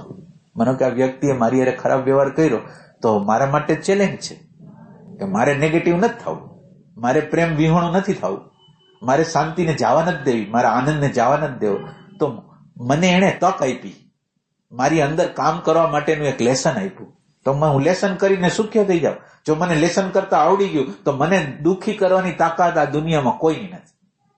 જો મને આવડી ગયું, તો આ દુનિયામાં ગમે એ વસ્તુ થઈ જાય, મને કાંઈ નહીં થાય. તો આપણે આપણને સુખ્યા કરવા છે કે નથી કરવા? એટલે આધ્યાત્મને આપણે શું સમજતા હશું એ ખબર નથી, પણ આ અહંકાર ઉપર સીધી રીતે કામ કરવું ને, એ જ આધ્યાત્મ છે. આધ્યાત્મ છે એ તમને જો અહંકારની નડતર ન હોય ને, તો કરાય જ નહીં. આધ્યાત્મના લાઈનમાં આવવાનું જ નહીં. જો તમને અહંકાર પોતે સ્વયં નડતર ન હોય ને, તો આધ્યાત્મનો પ્રવેશ જ નહીં કરવાનો. તમારી આગળ બે વેલ્યુ હોવું જોઈએ. એક બાજુ પ્રેમ હોય, એક બાજુ શાંતિ હોય, એક બાજુ આનંદ હોય, બીજી બાજુ અહંકાર હોય. અને અહંકાર એના પોતાના ખેલ કરતો હોય, ઈ તમને હોય. એમાં તમને એમ લાગતું હોય કે મેં કંઈક કરી બતાવ્યું, એવું જો તમને લાગતું હોય, તમને એમ લાગતું હોય કે આ સાચું છે, તો તમારા માટે આ રસ્તો નથી. એક ઘટના એવી કે આમ મારો કે એક ભયંકર ટ્રાફિકમાં એક મિત્ર, કોઈ પણ જાતનો વાંક વિના એક વ્યક્તિ ગાડી નથી જતી, સામેનો વ્યક્તિ ઉતરી અને એના ગાડીમાંથી લાકડી કાઢી અને એની અરે આનો કોઈ વાંક જ નથી, બરોબર. એટલે ઓલા ભાઈ આવીને માફી માંગી કે ભાઈ મારાથી જે કઈ ભૂલ થઈ ગઈ હોય મને માફ કરતો રહે, મને ખબર નથી મારાથી શું ભૂલ થઈ ગઈ. તે ભાઈ રોંગ સાઈડ વાત, બરોબર. એની આ વાત યથા રીતની હતી કે મને એ વખતે આ જ વિચાર આવ્યો કે આને જે મારી સાથે અત્યારે ગાડીનું બારણું ખોલી અને મને લાકડીને મારવા આવે, તો મારી કોઈ હશે આજ નહીં તો ભૂતકાળમાં એની સાથે કોઈ વૈશ્વિક રજા કે જેનો આ ઘટના છે. બાકી એમને આટલા બધા ટ્રાફિકો જે મને કેમ આવે? અચ્છા, ઓકે. એટલે એને એ વખતે તરત જ સ્ટ્રાઇક થઈ ગયો. એ ક્ષણે જ સ્ટ્રાઇક થયો ને એટલે ગાડીમાંથી બહાર નીકળીને કીધું કે મારી ભૂલ શું છે એ જ પણ નથી ખબર, છતાં હોય તો તું મને માફ કરજે. રોલાભાઈ અંદર બેસી ગયો. ઓકે. હવે અઠવાડિયા પછી એને વ્યથા થાય છે, બિચારો આટલું બધું કેમ ઓલો થઈ ગયો, સહન કરી લીધું. એટલે આ હળી છે એ અહંકારની છે. ક્યારે તો બરાબર વ્યવસ્થિત કરી લીધું, પણ અહંકારને લડવું છે, ઝઘડવું છે, એને નેગેટિવિટી કરવી છે, એટલે એનું મટીરિયલી ગોતે છે. એટલે આપણે બધા લોકો આંચ કરી છે. માનો કે અત્યારે કોકને માફ કરી દીધો ને, પછી એમ થયું કે એને શું કામ માફ કર્યો હતો, એને તો મારવો જોઈએ, એને તો આમ કરવું જોઈએ. એટલે ઈ બોલે છે કોણ? એ અહંકાર બોલે છે. અને અહંકાર છે એનું મટીરિયલ છે ને નેગેટિવિટી છે. હવે આ અહંકાર ઉપર આપણે જો વિશ્વાસ કરશું એ આપણને કોઈ ને કોઈ પ્રકારની નેગેટિવિટી બોલાવીને કરાવશે. તો હવે આપણે એના ક્લચમાં આવવું કે ના આવવું? એટલે આમ એવા ક્યાં બિંદુઓ છે જ્યાંથી આપણે લાગે આને અહંકાર કહેવાય? ના, અહંકાર એટલે સંપૂર્ણ અહંકાર જ. આપણે અહંકાર સિવાય કઈ બિંદુ જ નથી. કયું બિંદુ છે આપણી આગળ? આપણે અહંકાર સિવાય કોઈ બિંદુ જ નથી. ક્યાં છે બીજું શું છે? સમજણ માટે અંદરથી કેમ કેવું આને અહંકાર કહેવાય? એટલે તમારો કોઈ પણ આગ્રહ હોય, તમારી કોઈ પણ માન્યતા હોય, કોઈ પણ ધારણા હોય, એને તમે વળગેલા હો ને, એટલે સૂક્ષ્મ તમે થાવ તો આ કુદરતની જે ઇન્ટેલિજન્સ, કુદરતની પ્રજ્ઞા છે, આ બનાવો. એ ભાઈએ જે વાત આપણને કહી કે આ લાકડી લઈને એની સામે જ કેમ આવ્યો, તો એ સાચી વાત છે કે એ ઘટના બની કેવી રીતે. આપણે સવાલના મૂળમાં જવાનું છે કે એને એવી પ્રેરણા કેમ થઈ, અને એ પ્રેરણાને જો આપણે ગોતી શકશું ને તો ભગવાનની ભાષા છે ને, ભગવાન એક નાનકડું હરખું કાર્ય એવું ન કરે કે ખોટું હોય, એવું કોઈ કાર્ય હોય જ નહીં. આપણે આ ઓબ્ઝર્વેશન કરીને ત્યારે એની ઇન્ટેલિજન્સની આપણને ખબર પડે. તમે જીવનની અંદર તમે ખરેખર ઓબ્ઝર્વેશન કરતા નથી, પણ જો ઓબ્ઝર્વેશન તમે જો કરો ને તો પરમાત્માનો ન્યાય કેવી રીતે હાલી રહ્યો છે ને. માનો કે તમને કોઈને ભૂતકાળની અંદર અન્યાય થયો તો એ તમે જોવો, એ વ્યક્તિને ભૂતકાળમાં કોઈ અન્યાય કર્યો તો એ વ્યક્તિને તમે જોવો, અને ભૂતકાળમાં જેને અન્યાય થયો તો એને જોવો, અને પછી તમે 20, 25, 30 વર્ષના ગાળાને બરાબર રીતે ઓબ્ઝર્વેશન કરો. તમને ખ્યાલ આવશે કે કુદરતનો કાનૂન છે ને એ વ્યવસ્થિત રીતે કામ કરે છે. વ્યવસ્થિત રીતે કામ કરે. તમે ખાલી ઓબ્ઝર્વેશન, આપણી આજુબાજુ આ બનાવો બની જ રહ્યા છે જેની અંદર કોઈ ઉપર અન્યાય થઈ રહ્યો છે, કોઈનું શોષણ થઈ રહ્યું છે, પણ એ શોષણ થઈ રહ્યું છે એના 20-30 વર્ષ જવા દો. એ 20-30 આપણા પોતાનું જ લ્યો ને, કે લગ્ન તમે કર્યા હોય, તમે જયારે લગ્ન કર્યા હોય ત્યારે તમારો ખોફ તમારા વાઈફ ઉપર કેટલો હોય, તમારો કળકાઈ કેટલી હોય, અને 30 વર્ષ પછી તમારી આખી દશા બધી બદલાઈ નથી જતી. તમે જ જુઓ, તમે બીજાને જોવાની જરૂર નથી કે તમે કેટલો અન્યાય કર્યો છે ને.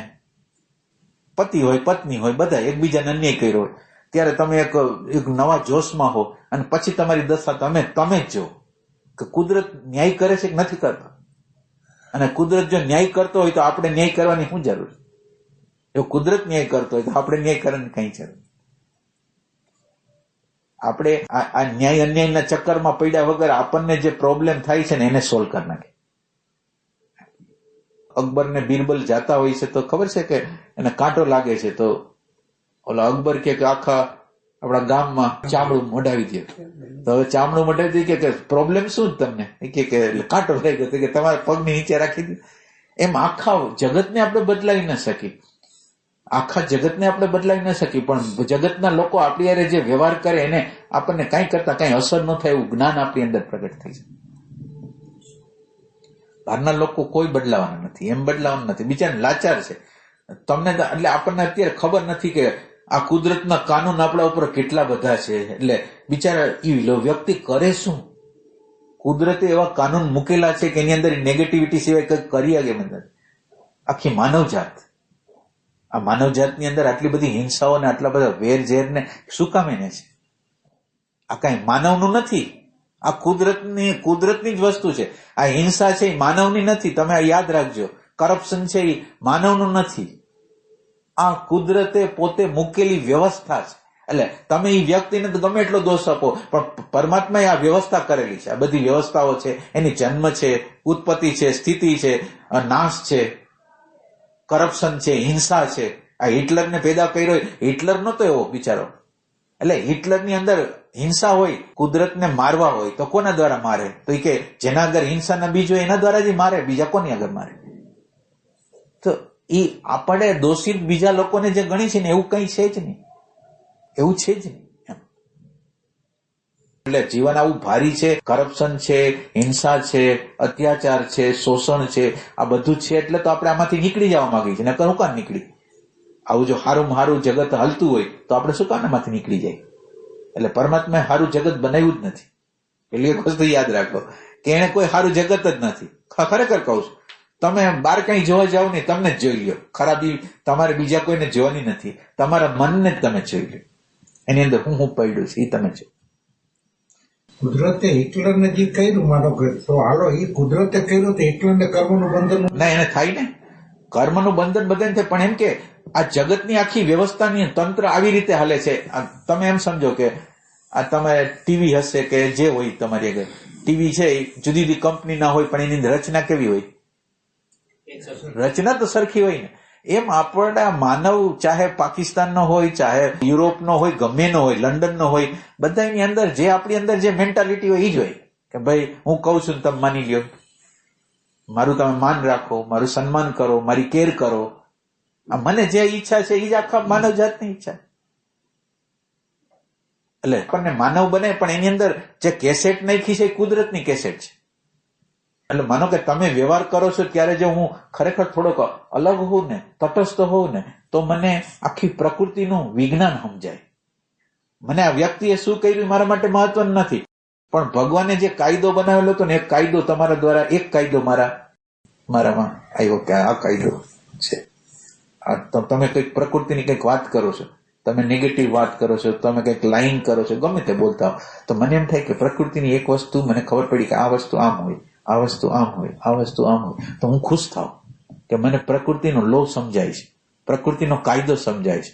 તમે પ્રકૃતિનો કાયદો અત્યારે જ આપણી સામે જ આવ્યો. પ્રકૃતિનો કાયદો એક હતો. પ્રકૃતિનો કાયદો નિરંતર આ રીતે હાલે જ છે કે આપણે આ માઇક છે એ હમણાં બંધ થઈ ગયું, તો કે એ બંધ કેવી રીતે થઈ ગયું? એટલે એની રીતે બંધ નથી થયું. તમે એક વસ્તુ યાદ રાખો, પ્રકૃતિની અંદર એક્ટિવ, પેસિવ અને ન્યુટ્રલ 3 ફોર્સ હોય. તમે એક કામ કરવા માંગો, તમે જેવું કામ શરૂ કરવા જાવ ને એટલે બીજા 2 જણા ના પાડે કે એવી રીતે નહીં, આમ કરો, આમ કરો. એટલે એક પેસિવ ફોર્સ. એટલે પેસિવ ફોર્સ હંમેશા તમે કંઈક કામ ચાલુ કરવા જાવ ને એટલે એને કંઈક બંધ કરવા વાળું કંઈક બીજું કંઈક સૂચન, બીજી કંઈક ઘટના તમને અટકાવનાર. એટલે તમે તો આ બધી વસ્તુ તમે ખાલી નાની વસ્તુથી તમે શરૂ કરી શકો. તમે ખાલી શાક સુધારવાનું કામ કરો છો, તમે કંઈક XYZ ગમે XY કંઈક તમે પુસ્તક વાંચવાનું કામ કરો, તમે જોજો તમે પુસ્તક પૂરું નહીં કરી શકો. અને તમે જે કામ કરતા હશો ને એમાં કોઈ અમુક પ્રકારના વિઘ્નો તમને આવશે જ. 2 પ્રકારના વિઘ્નો તમને આવવા જ છે. કાયદો છે. તો હવે આ કાયદો પ્રકૃતિ આ બનાવેલો કાયદો છે. તમે કોઈ વસ્તુ આમ કરવા જશો ને એટલે બે જણા તમારી સામે વિરોધ કરવા આવશે. ઘરના હોય તો ભલે, બહાર ના હોય તો ભલે. એમ કે આમ નહીં આમ કરો, આમ નહીં આમ કરો, આમ નહીં આમ કરો. તો એ કુદરતનો કાનૂન છે. અને કુદરતનો કાનૂન એમ હોય તો આપણે એવું કરવું છે કે ના પાડનાર હોય એને સમજવા છે. આપણે જેને ના એટલે તમે ગમે આ લેવલે જાશો, આ હાના જીવનના કાયદામાં હાલશે. અને આ હાનામાં અત્યારે બનશે કે નહીં બને ખબર નથી. અત્યારે આ કામ પૂરું થશે કે નહીં થાય એ ખબર નથી. અમુક કાર્ય અત્યારે જ પૂરું થાય છે, અમુક નથી થતા. એ બધાની પાછળ પરમાત્માનો આખી પ્રજ્ઞાનો સિદ્ધાંત હાલે. આ સત્વ રજસ તમસનો જે સિદ્ધાંત છે, એક્ટિવ પેસિવ ન્યુટ્રલનો સિદ્ધાંત હાલે છે. એટલે બધી જગ્યાએ જે જગ્યાએ જાશો ત્યાં તમે જે કંઈક કરવા માંગો છો એનાથી વિરુદ્ધનું આવવાનું જ છે. તો હવે તમે તમારા પણ છોડશો નહીં ને તો પ્રકૃતિના કાયદા તો તમને હેરાન કર્યા જ રાખશે. તમે તમારા પણ કેટલું છોડવા માંગો છો. જે વિરોધ આવે તો ઇમ્પ્રુવમેન્ટ માટે હોય ને, પણ આપણે એ સમજતા નથી ને. મને કે હું આગ્રહને શું કામ ચોટી જાઉં છું? મેં મારા આત્માને શું કામ એને ગુમાવ્યો છે? મારા અંદરની શાંતિને, મારા અંદરના પ્રેમને શું કામ એને ગુમાવ્યો છે? હું કોઈ આગ્રહની હારે જોડાઈ જાઉં છું એટલે મારી શાંતિ જતી રહી. કોઈ સિદ્ધાંતને પકડી લઉં તો જતી રહી. તો હવે મારે આ કોઈ વસ્તુને પકડવી નથી. જે બેસ્ટ હોય એ કરવું છે. મને કોઈક વ્યક્તિ કહે છે કે આ બરાબર નથી, તો આપણે વિચાર કરી કે ભાઈ બરાબર ન હોય તો શું સારું છે, કયો લ્યો હાલો. અને આપણે એનું સારું જો માનો કે હોય તો આપણે એ લેવા તૈયાર છે. તો આપણને શું પ્રોબ્લેમ છે? અને કોક આપણે માનો કે આપણે જે કરી છે ને ઓલા લોકોને કંઈક કરવું છે ને આપણે કોક વખત એને ખુશ કરી, હુકાન નો ખુશ કરી. આપણી અંદર વિચારો એવા છે કે મારા પ્રમાણે જ થવું જોઈએ. એટલે મારા પ્રમાણે થવું જોઈએ અશાંતિ પેદા કરે. મારા પ્રમાણે નહીં, જે બેસ્ટ હોય એ કરવું છે. અને પરમાત્માને મંજૂર હોય એ કરવું છે. મારું કાંઈ. તમે કોઈ પણ કર્મ કરો ને ત્યારે તમે પરમાત્માની ઇન્ટેલિજન્સને જોઈને કરો ને તો તમને કોઈ દી દુઃખ ન થાય. અને તમને એવું લાગે કે પરમાત્માએ આ કામ અત્યારે ન કરવા દીધું એનું કારણ આ હતું, તમને પછી ખબર પડે. આપણી આગળ એક વ્યક્તિગત જીવન છે, વ્યક્તિગત આગ્રહ, વ્યક્તિગત, અને સામે પરમાત્માની હકીકતો છે. એટલે પરમાત્મા અત્યારે હું કંઈક કરવા માંગુ છું અને પરમાત્મા એની અંદર કોઈ પેસિવ ફોર્સ નાખીને કરવા નથી દેતું. તો હું કરવા માંગુ છું અને પરમાત્માની ઇન્ટેલિજન્સ અત્યારે ના પાડે છે એટલે મારું કામ થતું નથી. એટલે હું એની જવાબદારી બીજાને કરું છું. પણ એમાં એનો વાંક નહોતો. પરમાત્માની પ્રજ્ઞા એમ કે છે કે અત્યારે આ કાર્ય થઈ શકે એવી શક્યતાઓ નથી. તો હવે પરમાત્માને હું મંજૂર રાખું હવે પરમાત્મા તમે કલ્પના કરો કે અનંત બ્રહ્માંડો એને સર્જ્યા, તમે એટલે આપણી બુદ્ધિમાં જ ના આવે. એને કેટલા આ તમને જે આકાશની અંદર આ દેખાય છે ને, આ જે દેખાય છે ને એક જ છે નિહારિકા, એવી તો કરોડો નિહારિકાઓ છે, એવા કરોડો બ્રહ્માંડો છે. એટલે આપણી બુદ્ધિ એનો અંદાજ ન લગાવી શકે. હવે ઈ ભગવાન આપણા જીવનની અંદર કોઈ પ્રસંગો ઉપસ્થિત કરે છે, અનુકૂળ પ્રતિકૂળ, તો આપણી નાનકડા હરખા જીવ એનો વિરોધ કરી છે કે આ શું કામ નામ છે, આમ શું કામ. પણ એના કરતા પરમાત્મા જે કરે છે એને તમે સ્વીકારો એટલે પરમાત્માની પ્રજ્ઞા છે ને તમારી અંદર દાખલ થાય. પરમાત્મા જે કરે એને તમે સંમતિ આપો ને, તમે સંમતિ આપો ને તો એ રીતે થાય. એક વખત એક સંત હતા, એને કોઈ હાથી ઉપર બેસાડવા માટે કીધું, તમને હાથી ઉપર બેસો. એટલે હાથી ઉપર બેસવા ગયા ને ઓલો હાથી થોડો ખીજાઈ ગયો. એક વખત, બે વખત થયું. એ કે ભગવાનની ઈચ્છા નથી, મારે નથી કરવું અમારે. એટલે જો મારી ઈચ્છા હોય ને એમ કરવા જાઉં તો હું મારી માન્યતાને મજબૂત કરું, અને અહીંયા મને ખ્યાલ આવી જાય કે અને પરમાત્મા છે ને આપણને સંકેત આપે. આ તો આપણને ભાષા નથી આવડતી ભગવાનની. ભગવાન આપણને સંકેત આપે કે આ કરાય કે ન કરાય, એના સંકેતો આપે. આપણે એ સંકેતો લેતા નથી એટલે આપણને કઈ ખબર પડતી નથી. સંકેતો લેવા માટે આપણે આપણા સબ્જેક્ટિવ, આપણા માનસિક જગતમાંથી બહાર નીકળીને ફેક્ચ્યુઅલ જગતમાં આવવું પડે. એક વખતે જે કઈ પણ માનો કે એને ના પાડે કે એક બીજા ટ્રેક, બીજા કોઈ રસ્તેથી કરી શકાય કે શું કરવું છે? માનો કે આપણે એક રસ્તો ગોતો કે આનું ઘર મળતું નથી, એનું નથી મળતું, એટલે મતલબ કોઈ વસ્તુનું સોલ્યુશન નથી. ઓકે, તો એનું બીજું સોલ્યુશન હોય, બીજા રસ્તેથી મળી જાય. ના એટલે કેટલીક વાર અહીંયા થોડું બેઠું રહેવું કે હાલો ભાઈ આ ના એટલે ઘણી વાર તમે ટ્રાય કરતા હો તો એ સક્સેસ ન જાય. તમે ઘણી ટ્રાય કરતા હો, તમારે ટ્રાય કરવાની કોઈ ના નથી પાડતું, પણ તમે ટ્રાય ઘણી કર્યા પછી ન થાય તો પછી તમે એમ મોર દેન વન ટ્રાય કરી અને નો થયો તો હું શું કરું? ના બે વખત તમને છૂટ છે. 2 વખત પછી ત્રીજી વખત નહીં, પછી નહીં. એક જ વખત કઈ એવું ને આપણી જ કોઈ એવી નબળાઈ હોય તો આપણું જેવું મગજમાં બુદ્ધિ ભાઈ એટલે ના એને તમને અંદાજ નથી કે તમને શું મળવાનું છે. આ તમારો અહંકાર મૂકવા દ્વારા તમને અંદાજ જ નથી. આખા બ્રહ્માંડ, જે બ્રહ્માંડ હલાવે છે ને એની સાથે તમે એકાકાર થઈ જાવ છો. તમારી અંદર શાંતિ, આનંદ, પ્રેમનું તત્વ, તમને તમારી અંદર અમાપ પ્રકારની શક્તિઓ, તમારી અંદર એટલો બધો પ્રકાશ આવે ને કે તમે અત્યારે આ કર્મ કરશો તો આ કર્મની અસર કઈ જગ્યાએ, કેવી રીતે, ક્યાં આવશે, એ બધો પ્રકાશ તમારી અંદર. એટલે આપણે હાવ નાના હરખા અહંકાર માટે થઈને આપણે જે અમાપ શાંતિ છે, અમાપ પ્રેમનું તત્વ છે, એ તત્વને આપણે હાવ ગુમાવી દઈએ છીએ. હાવ નાની વસ્તુ માટે ગુમાવી દઈએ છીએ. આ અહંકાર કાંઈ નથી. આ અહંકારને લીધે આપણે આપણી અંદર કેટલી બધી શાંતિનો દરિયો છે, આનંદનો દરિયો છે આપણી અંદર. આપણી અંદર પ્રજ્ઞાનો દરિયો છે, આપણે અતિન્દ્રિય શક્તિનો દરિયો છે. આપણી અંદર બધી વસ્તુઓ અમાપ છે, પણ એ અમાપને લેવા માટે તમે અહંકારને કાઢવા માટે તત્પર છો કે નહીં? એટલે આજે આપણે કેટલું થયું, ઘણું થયું યાદ કર. એટલે આમ ભાઈ આપણે સન્માન કહીએ, આપણે જે કઈ માન લેતા હોય અથવા તો આપણું એ માન ખવાતું હોય, એટલે એમાં આપણે એક શબ્દ આપણે એવો વાપરીએ, આત્મસન્માન. એટલે આપણે આ જે રિએક્શનની પ્રોસેસ ન કરી તો આપણે આપણું આત્મસન્માન જાળવું કહેવાય. ના, તમારો પ્રશ્ન સાચો છે. આત્મસન્માન છે ને, એટલે વ્યવહારમાં રહેતા હોય ને, એટલે એક વસ્તુ છે આધ્યાત્મ, એ આગળની વસ્તુ છે, પણ વ્યવહારમાં રહેતા હોય ને તો આત્મસન્માન રાખવું જોઈએ. માનો કે તમને હું બરાબર સમજાવું. એક વાઇફ છે, એનો હસબન્ડ એને હેરાન કરે છે અને એ ઘણી રીતે તકલીફમાં એને મૂકે છે અને ઘણા ખરાબ કર્મો કરે છે. છતાં એની વાઇફ હોય કે હસબન્ડ હોય, બે ગમે કરતું હોય, અત્યાચાર કરતું હોય, એ અત્યાચારને તમે સહન કરશો, તમે કઈ બોલશો નહીં, તમારે લાખો વર્ષ લગીને નવું જીવન જીવવાનું. તમારું આત્મસન્માન તમારે જગાડવું છે. પણ આ વાત કઈ છે? આ ઇવોલ્યુશનની પ્રક્રિયાની અંદર આત્મસન્માન છે ને એ મોટી વાત છે કે જે લોકો આત્મસન્માન કરશે ને એ જ આ રસ્તા ઉપર આવશે. એટલે આત્મસન્માનની જરૂર છે, પણ જયારે તમે આધ્યાત્મના રેફરન્સમાં છો ને ત્યારે આત્મસન્માનને આપણે છોડી, એ વસ્તુ અલગ છે. એટલે આત્મસન્માન છે ને, આ વિશ્વના બજારની અંદર આત્મસન્માન બહુ મોટી વસ્તુ છે. આત્મસન્માન જરૂરી છે. નકર એમ નહીં, તમારું રક્ષણ તમે નહીં કરો તો કોણ કરશે? માનો કે તમને માન નહીં અપાવો, તમે સતત રીતે અપમાન કરાવ્યા રાખશો, તો તમે જિંદગી આજ જીવન તમારું ચાલે. એટલે આત્મસન્માન છે ને એ એક ઇવોલ્યુશનની પ્રક્રિયાનો એક ભાગ છે, કારણ કે એની અંદર સાહસ જોઈશે. માનો કે તમે ગમે એવા છો, તમારી અંદર ગમે એવા છે, મને સલામતી નથી જોતી, મારી અગર એવી તાકાત છે કે હું એનો જે અન્યાય છે એનો બહિષ્કાર કરી, તો એના માટે તમારી આગળ કેટલી બધી તાકાત છે. એટલે ઇવોલ્યુશનની પ્રક્રિયામાં તમે ક્યાંક આગળ વધેલા હોવા જોઈએ, તો જ તમે કરી શકો ને. તમે તમારા સ્વાર્થને છોડ્યો હોય કે મને ગમે નુકસાન થઈ જાય, પણ મને મારા આત્મસન્માનને કોઈ પણ નુકસાન પહોંચાડશે હું સહન નહીં કરું. ભલે મારે જવાબદારી લેવી પડે, ભલે મારે એકલા રહેવું પડે, ભલે મારે જજુમવું પડે, પણ હું જજુમીશ. એટલે ઇવોલ્યુશનની પ્રક્રિયાનો એક ભાગ છે.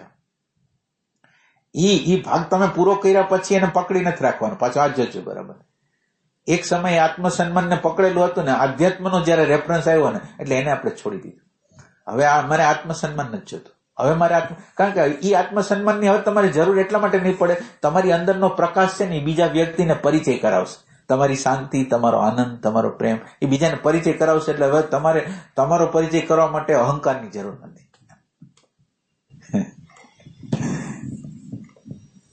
એટલે આત્મસન્માન એ મોટો વિષય છે કે અને એ જરૂરી છે. પણ આત્મસન્માન એટલે કેટલું કે તમને અન્યાય થાય છે ને તમે અન્યાયનો બહિષ્કાર કરો, એ આત્મસન્માન. બાકી તમે આક્રમણ કોઈ ઉપર કરો એ આત્મસન્માન નથી. આ પાછું યાદ રાખવાનું. તમને અન્યાય ન થાય ને અન્યાય સામે, તમારા અન્યાય સામે તમે ઉભા રહો, એ ટાઈપનો આત્મસન્માન. એટલે શું થાય? તમને અન્યાય થાય છે, તમને અપમાનિત કરે છે, કે કોઈ કારણ વગર અપમાનિત કરે, તો તમારે એને કહેવાનો અધિકાર છે, કહેવાનો અધિકાર છે. પણ આ સ્પિરિચ્યુઆલિટી નથી, આ જીવનના વિકાસના ક્રમમાં આવતી વસ્તુ છે. એ તમે ન કરો તો પાછા આધ્યાત્મના રસ્તા ઉપર તમે ના આવી શકો. આ પાછું લખી લો. આત્મસન્માન જે લોકો ન રાખતા હોય ને એ લોકો આધ્યાત્મમાં આવી નહીં શકે. એ વસ્તુ સાચી.